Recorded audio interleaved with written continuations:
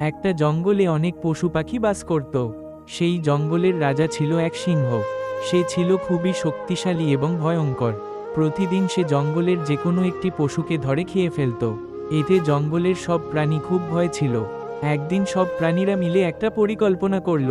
তারপর শেয়াল মামা সিংহের কাছে গিয়ে বলল, হে রাজা, আপনি যদি প্রতিদিন আমাদের মধ্যে থেকে একজনকে খাওয়ার জন্য বেছে নেন, তাহলে আপনাকে আর শিকার করতে হবে না।